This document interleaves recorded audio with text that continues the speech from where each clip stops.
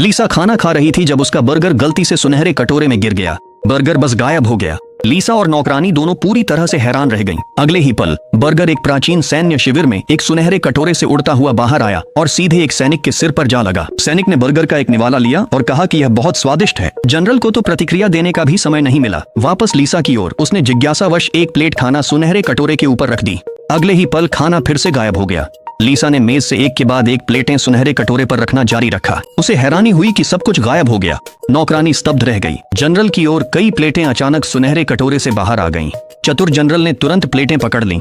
जल्द ही मेज खाने से भर गई। पास के सैनिकों को उत्साहित होने का भी समय नहीं मिला। इससे पहले ही जनरल ने आदेश दिया कि सारा खाना अपने आदमियों में बांट दिया जाए। लीसा सुनहरे कटोरे को पानी में धो रही थी।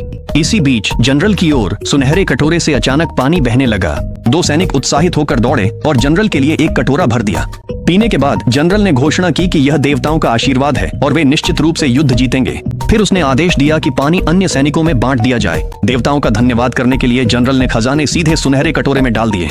उसी समय लीसा सुनहरे कटोरे का अध्ययन कर रही थी जब अचानक प्रकट हुए सोने, चांदी और रत्नों को देखकर दंग रह गई। वह सीधे एक प्राचीन वस्तुओं की दुकान पर गई जहां मालिक ने उसे तुरंत $1 करोड़ देने की पेशकश की।